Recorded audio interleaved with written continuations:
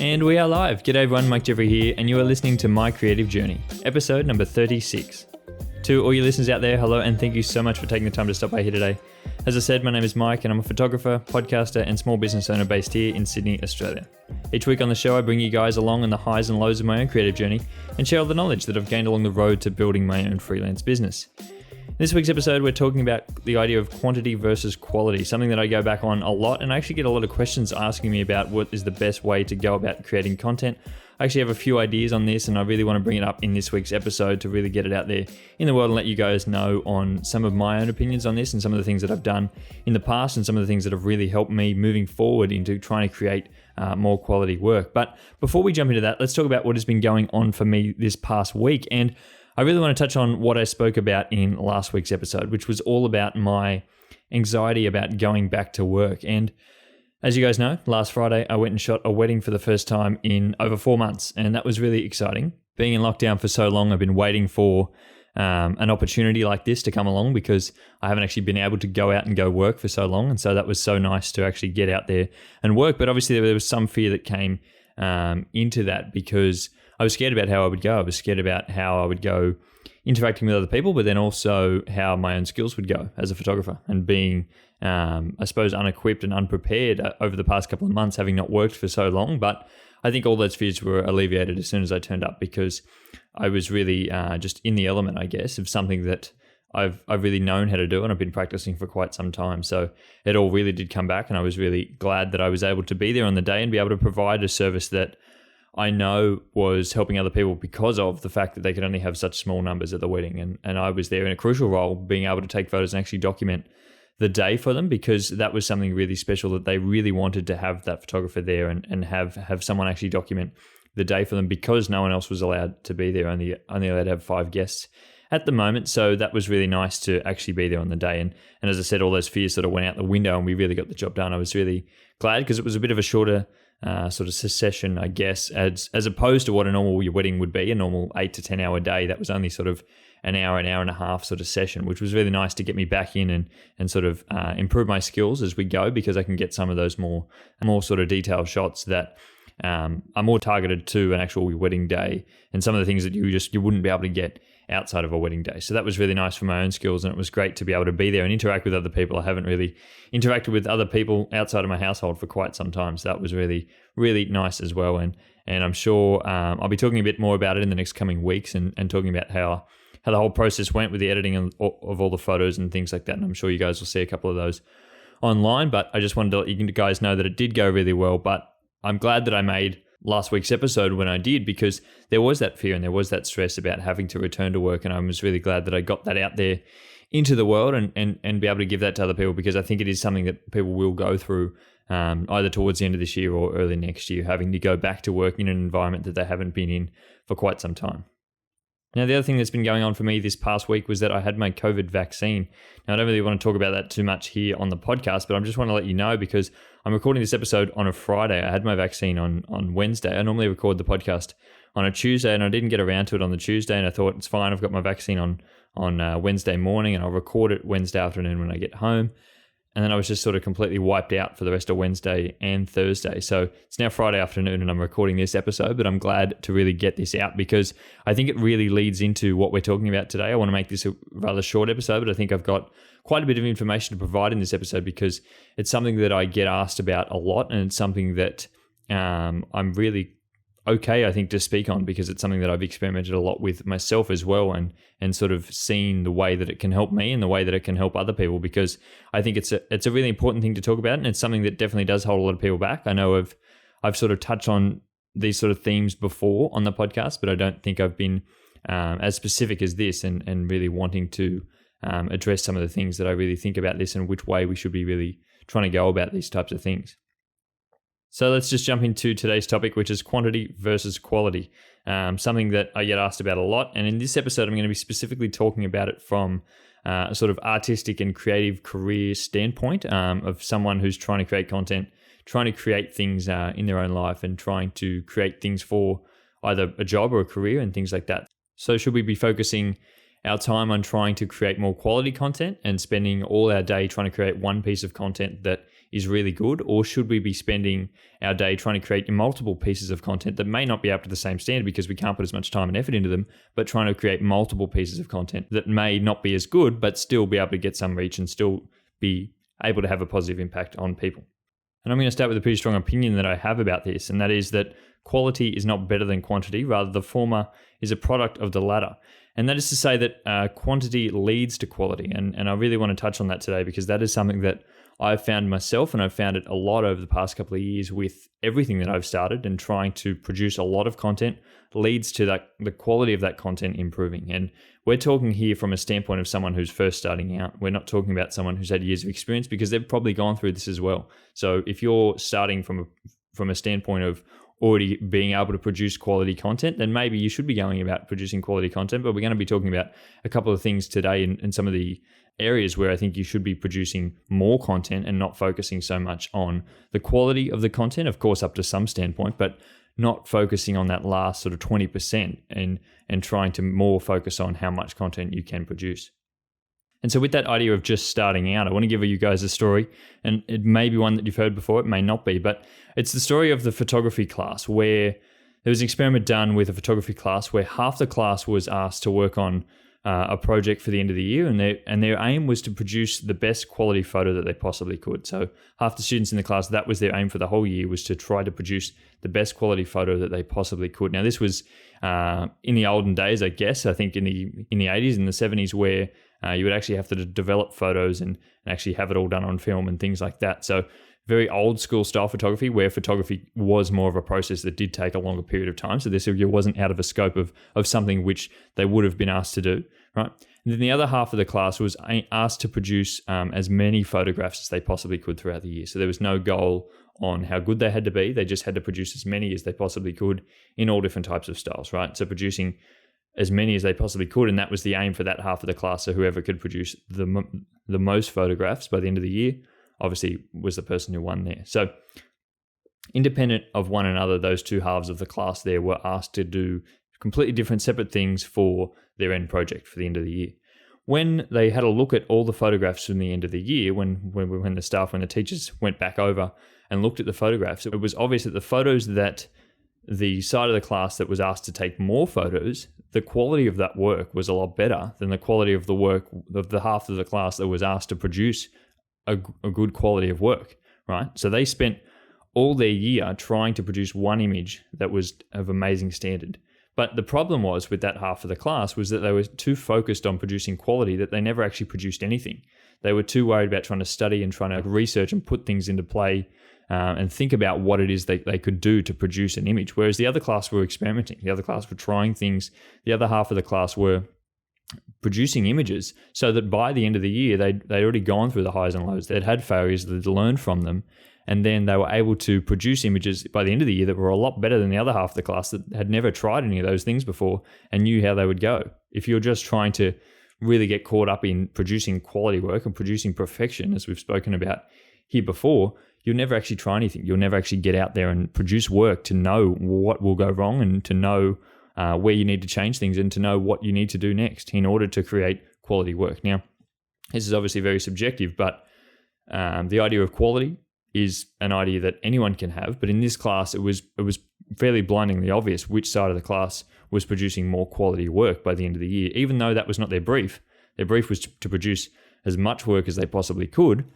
The quality of the images were much better. And so I think that really drives home the point that quantity produces quality from that standpoint of people when they're just starting out. If you're already producing quality, then maybe you don't need to go about producing heaps of work. Maybe you should sort of start to narrow down and just produce quality work. And you can get to that point towards the end of a career, maybe, where you're only producing quality work and you're only trying to put work out there very infrequently. But by the time your work comes out, people know that it's going to be quality. But I think in the beginning stages, you should really be focusing on quantity, and that will lead, I think, in the end, to producing quality work. There are a few points that I really want to touch on here, but the first one, and one of the key reasons why I think a lot of people have steered towards quantity over the past couple of years, is that search engines and social media are rewarding quantity. Now, you're more likely to be found on either a search engine or on social media like Instagram or say on TikTok or something like that, if you're producing more work. So the more work you're getting out there, the more likely you are to be found. It's one of the main reasons why people who are trying to start out on YouTube will be posting a lot of content. Now, it's very hard to produce a lot of content that is also quality, and that is something that you do have to sort of weigh up. You have to get it over some certain standard of quality, but to a point, the more work you produce, the more likely you're going to be able to be found by more people, and the more likely you are then going to actually grow in that industry. So a lot of people are sort of switching to creating more quantities of work rather than just focusing all their time on creating one piece of quality work. Recently on social media, I've been trying to post a lot more work and post more quantity of work, and I've really found that has led to more people being able to discover my work. It's sort of a combination of starting to post more content on Reels, on Instagram and things like that, and it being able to be more discoverable. But also, the more quantity that I seem to be posting, the more likely it is to be pushed out there, and the more likely more people are going to be able to see your work. You just have to think about that in that idea that if the more work you have out there, the more chances people are going to have to scroll past your work. So if you're producing content all the time, then more likely people are going to actually click on your work and to actually go past and actually see your work. So you really want to be getting as much work out there as you possibly can. And I've been trying to really do that recently. And I know I spoke about it on an episode a few weeks ago about trying to avoid that sort of idea of perfectionism, because that is something that can hold you back. Once you get to that 80% mark, maybe move on to the next piece of content. Once it's 80% of the way there, move on, because you're not going to get much more out of it. Once you go past 80% of it being your idea of perfect, you're not going to get much more out of it. So maybe you should just have it out there online and see how it goes and move on to the next thing. And that's been something that I've been really doing recently on Reels, and also with my photography and things like that, is just trying to post content and moving on to the next piece, because I know I'm learning a lot more from actually posting that content rather than just having it on my computer and trying to work on it and trying to perfect it over the course, where I may not actually see anything from that. I think this is something that you see a lot these days on Instagram, with people sort of bombarding you with content. You're always seeing content from the same people. There's a reason behind that. They're not sort of targeting you because you're already following them. So they're not targeting you. They're targeting other people outside of that. And the more content they're posting, the more likely it is to be discovered by people who aren't following them. So it may get a bit annoying to you if you're someone who is already following them. But outside of that, I think it is able to be done, and it is able to be more discoverable by other people who aren't actually following you. And you'll see this in other areas, like I was talking about on search engines. You'll see this with people with their website. People will be updating blog posts a lot of the time. I'm not someone that updates my blog posts a lot, and I probably should update blog posts on my website more often than I do. It's not really something that I enjoy, but people who do update their blog posts a lot will continually be updating them quite often and be sort of shortening down the actual length of their content. They would much rather be posting a sort of shorter blog post every day of the week than one big blog post every single week. Now, it depends on the area that you're in. If you have a very large audience and you're not trying to sort of target new people, and you're sending out, say, like a newsletter every single week, you don't want to be sending one out every single day and upping the sort of quantity of that content. You really want to be sort of targeting, and you know who you're trying to get. You're not trying to discover new people with that content. But if you're someone who's updating blog posts on their actual website, and people aren't sort of tuning in every single day to read the new one, they're sort of more informational. The types of stuff that I would be posting as a wedding photographer, say, is to help people who are in the stages of trying to get married. So they're not going to be looking at that after they get married. They're probably not going to be looking at it all the time either. They're going to be looking at it for a short window of time. And so I'm trying to discover new people all the time. I want people to be discovering my work. So the more I can be posting blog posts, the more that people are likely to discover them on search engines and things like that. It also goes the other way in saying that the more blog posts you write about a particular topic, the more you look like an expert in that particular field. So search engines will push that when people type that into their search engine, because they think that you're more of an expert on it than someone who has only written, say, one blog post about it. You've written, say, 5 or 10, so you're going to look like more of an expert about it. So they're going to push your content out there to more people. So it's been rewarding people writing more content rather than writing a longer blog post. They're rewarding people who are trying to write shorter blog posts but produce more of them.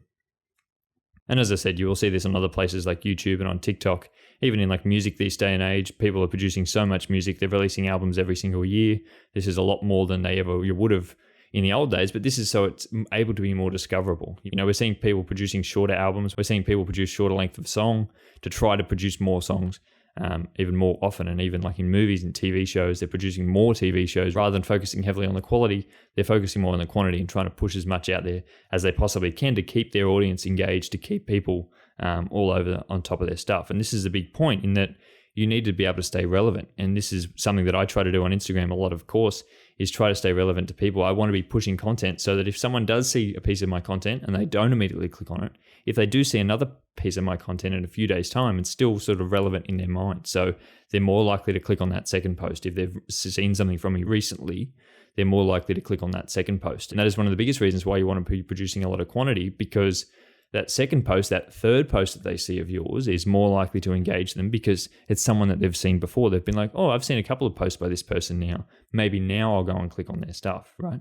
The first time, it's very hard to sort of convert someone in any type of sense. If you're looking on your website as well, if you're posting heaps of images on your website, if you're posting blog posts and someone scrolls past you, they're probably not going to sign up to your newsletter the first time they see something. On YouTube, if they see a video from you, they're probably not going to subscribe to the first one that they watch from you. You post a few and they start to see a couple from you, then that's when they're going to think, oh, I've really enjoyed the content from this person because I've seen a few pieces of their content now. I'm more likely to subscribe. And it's more about trying to stay relevant to people and trying to get them in the door and trying to get them converted into someone who is following you and someone who is subscribing to your work and actually really caring about what it is you're trying to do. And then I think the other side to that is also true, where if you're just trying to produce quality work all the time, you can start to get too attached to the work you're producing, to the point where if you spend so long producing a piece of content and then you put it out there in the world and no one seems to engage with it, no one seems to really enjoy it, you can start to question your own work. You can start to question what it is you're trying to do, and that could send you in the opposite direction where you don't actually produce anything again for quite some time. And you don't ever want to be in that position where you're getting too attached to individual pieces of work. Obviously, if you're trying to work on something for a longer period of time, if you've sort of built up to that point where you have enough confidence in your own work that it's not going to really matter what other people do. But of course, to some extent, you want people to enjoy your work and you want to know what it is you enjoy. Whereas I think the opposite, when you go and produce a lot of quantity of work, you can start to gauge what it is your audience enjoys. You can start to gauge what it is actually working out there. You can start to gauge what it is people actually do like, because your idea of what you think is perfect may not be anyone else's idea. So if you're producing a lot of work, you can start to gauge that over time. You can start to gauge whether your work is going to do well, and then you can sort of work up to those larger pieces of content that do require more energy, that do require you to take longer periods of time and work on them for longer, so that they in the end can be producing sort of that better quality. And then it's okay, because you've sort of gone back and tested those types of things. Whereas if you're getting too engaged in the start and too attached to the work you're trying to do, that can easily send you the opposite way if it's not having the effect that you really want it to. If you're producing large quantities of work, then your expectations on what you think the work is going to do are going to be a lot below what it would have been if you were just trying to produce quality work, right? So if you're producing a large quantity of work, your expectations of what that's going to do isn't great. You know, you're not expecting it to do amazing, but you just really want to get work out there in the world. So if someone does praise you on a piece of that work, it's going to mean a lot more because your expectations were very low. So if you just get one person say it was so good, that's going to really help you. You're going to be continuing to make that actual type of work. Whereas if you're expecting it to be amazing and you only get your one person say that it was really good, you're going to be like, oh, I didn't get 8 people, I didn't get 10 people, I didn't get 100 people saying it was great, you know? So you're going to be easily turned the other way and think, oh, this work isn't very good, I don't know where to go now. Whereas when you're producing a lot of small pieces of work that may not be perfect, but they're still pretty good, if anyone says they're good, then that's going to help you to continue moving on and continue to keep working, because that reward is what keeps us going. And I think that's a good segue into my next point, which is that quality is subjective. Now, I've spoken about this before, but I really want to touch on it in today's episode because I think it adds to what we're talking about here. Because if we're trying to produce quality work, what is the idea of quality? And it's very subjective. It's up to every different individual. It's up to the types of people you're trying to attract. It's up to your audience, up to the different, like a medium you're producing in, all these things, right? And up to a point, who is to say that just because you think your work is good quality is to say that anyone else is going to think that's good quality? No one else may even enjoy that. There may not be anyone else in your audience who thinks that that is really good work. There may not be other people out there who think it's amazing, or you may not actually get that work to the people who are going to think it's amazing. So what is your idea of actual quality work? And that is very subjective, and we should never be trying to aspire to produce perfection because no one has a definition on that. And same thing is true with quality work. No one knows what actual quality work is. It's very subjective. Anyone could think anything about any piece of content. So we shouldn't be trying to produce quality. We should just be trying to put as much out there and then sort of understanding what people enjoy from being able to put as much work out there in the world as we possibly can. Now, I say all this and I say that quality is subjective, but it only works up to a certain point, right? You can't be just producing anything. You can't just be throwing any random work out there in the world. It needs to be good up to some certain standard. You can't just be producing really average work. I couldn't go start posting images that I've just taken on my iPhone, just of the ground here on Instagram and just having that out in the world and just seeing if it's good because I think it's artsy. That isn't up to the certain amount of quality that I need it to be. So it needs to be up to some threshold. I like to compare it to the example of if you earn more money, will that make you happier? And up to a certain point, yes, it will. But after that, it's not going to make you any more happier. Once you can afford to survive, once you can afford to live and eat and have a roof over your head, any more money that you earn probably isn't going to make you happier. And there has been a bunch of studies done on this to say that people aren't any more happier with any more amount of money in their life. So up to a point, yes, it is going to help, and people who have absolutely no money will probably be a lot happier with some amount of money. But up to a certain threshold, after that, you're not going to be any more happier. It's the same with this. We need to be up to that threshold of actually good quality work, but over that threshold, just because the quality is improving doesn't mean that the work is going to perform better. Doesn't mean that anyone else is going to think it's more quality just because you do over that certain standard. You have to be producing to some standard. Up to some certain point, you can't just be producing anything and throwing it out there in the world. It needs to be to some standard that general people would think it's okay. But after that, it doesn't need to be amazing. It doesn't need to be the best piece of content that they have seen all year because you're not going to be able to produce that every single day. You can't produce the best content all year, every day because it's not going to be the best content all year, right? So we've got to be producing up to some sort of standard that I'm happy with it for today. It's the best piece that I've produced probably in the hour and it's out there, right? It has to be to some level, but after that, there's no point stressing on it because once we hit that 80%, that law of diminishing returns comes in where it says that the effort and the time that you're going to be putting into it to get it from 80% to 100 isn't worth the effort that you could be spending to get a new piece of content up and be able to learn more skills and learn more things from the things that you learned from actually posting that last piece of work, by actually putting that piece of work out there in the world. You're going to learn a lot more than what you would learn by trying to get that piece of work from 80% good to 100% and trying to be perfect. On that point, quantity is geared towards market testing, right? So if we're producing a large amount of work, we can actually test and see which pieces of that work have done the best, and then from that, steer in those directions. It's like the example I use for producing this podcast. I've produced that many episodes now that I know which ones have performed well. I know which ones people are interested in. I know what styles of episodes people like. I know what topics tend to do well. So I can sort of produce work in that area. It's all things that I enjoy, but now I know what other people enjoy as well because I've put a large quantity of work out there that I've now gotten to a point where I can sort of realize what it is people actually enjoy. And then I can start to sort of narrow that down again and narrow it down again based on what I think other people are enjoying and based on the content that I'm enjoying producing, and the skills that I'm learning along the way are allowing the next episodes to be even better than the last ones, allowing the quality of that content to be improving, but still keeping up the quantity. And in that way, we're learning a lot from it and learning a lot in those different iterations that we're making. It's all about the speed that we can iterate on the next product. If we produce a piece and it's not performing as well as we should, well, maybe the next piece, we need to be really fast on knowing what to change and how to change it. If we're not producing the work, we can't know what to change and we can't know the direction in which the next piece should be trying to go in. If we're only producing one piece of content every month, then we're not going to be learning a lot over the course of a year. We're only learning 12 things over the course of that year, as opposed to someone producing a piece of content every single day. They're learning 365 things every year because they're producing a different piece and hopefully improving on every single one of them. And so by the end of the year, that person is going to learn a lot more and learn more about their audience and about the style and about what it is they can do to improve their work than the person who's just trying to aspire to be perfect on their post every single month. And now I don't want this whole episode to sound like you just have to throw all your work out there and be able to put as much work into the world as you possibly can, because there are times, there are circumstances where producing good quality work is more important than producing a large quantity of work, right? For example, when I launched my print store a few weeks ago, one of the big takeaways I learned from that was that I put too many images on that print store.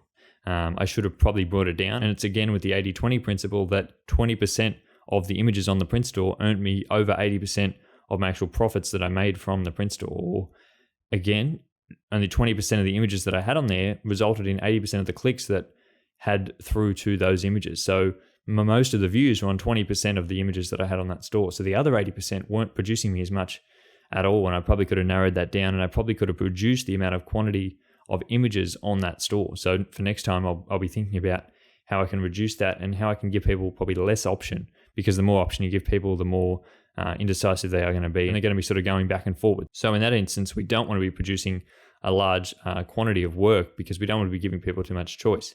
It's the same when I go and take photos at a wedding, right? I'm not going to give people 4,000 photos of their wedding because no one's going to want to look through that. No one wants to look through 4,000 photos. Yeah, there might be some good ones in there, but that's my job to go through them and choose the good ones out for them. I'm not going to produce 4,000 photos for them and just say, here you go, here they all are, you can go look through them, because no one's going to appreciate that. People pay me for the service to reduce the quantity of images there and only produce the quality ones, only hand them the quality ones, the ones that I think are good and the ones that they will probably think are good as well. So there are definitely circumstances where this doesn't apply, but for the most part, when we're trying to be discovered online, when we're trying to produce something, when we're trying to grow a business, when we're trying to grow something online, on social media, wherever it is, I think quantity has its place. And I think this has been definitely something that has helped me over the past few months, of the past few years in trying to produce as much work as I possibly can, produce it in a vast variety of areas and see which ones work. Be able to put your work out there and actually test it for yourself and see what areas work and what areas probably don't. It's the same with like ads on Instagram, ads on Facebook. If you're not actually producing ads on Instagram, how do you know what is going to work? So it's having that repetition and to be able to see what it is that is actually going to work. You can learn so much from sitting down and watching hours of YouTube videos, but if you're not applying the stuff, if you're not putting it out there in the world, you're never going to know. And so the best way to learn is from learning from your own mistakes, learning from things that you've done before. They're going to help you in the future because you've made those mistakes and they're easier to learn from because they're applicable in your own life. And so if there's one takeaway from today's episode, guys, I would say that it is to produce as much work as you possibly can. Of course, it has to be to some threshold, but after that, be able to put work out there in the world. Don't be scared to put it out there and see how it goes and see where it goes, and be able to know that once you get results from that, move on very quickly and move and see what you can take away from it. What were the positives? What were the negatives? And move on to the next piece, because stressing about trying to create perfect work is never going to get you those results, and it's never going to get you results online in an era where most of our work is probably only discovered on social media and in search engines online and things like that. So in this era that we're in, producing a larger quantity of work is going to be a lot better in the long term than just producing a few pieces of quality. And so that is where I'm going to leave today's episode, guys. I hope you did really appreciate this and really gain something from it. I think it's an important point, and it's something worth reflecting on for your own business and your own creative journey, where seeing where you can apply this in your own life. I think it's really worked for me, but I only know this from actually trying it. I know this from being able to put a lot of work out there in a short period of time. It may not have always been the best work, but I learned from it in the long run. And over the course of a long period of time, I grew more than I probably would have if I was too stressed about only producing quality work. So give this a go in your own life. If it is something you're already trying, I'd love to know how it is going for you guys. And I'd love to know what it's been trying to do for you, how it's been helping you as well, how you've been trying to grow from it. Have a think about it. Have a think about the things you're learning from actually putting work out there, because you're probably learning more than you actually think you are. So I really hope you guys did enjoy this one. As I say every week, I would love it so much if you did share this episode around. Share it with someone who you think would also benefit from this. Share it with someone who you think is not putting as much of themselves out there as they possibly should be. Share it with someone who you think this could really help. Think that this could help grow their business, because I think in a lot of ways it could help a lot of people, and being able to know this and being able to know how to test and how to move on with your own work is really important, and it's more important to learn from yourself than to learn from other people. So we should really be trying to give this a go. So I hope you guys really did appreciate this episode, and I hope you all have a great week, and I will speak to you all again next Monday. Bye.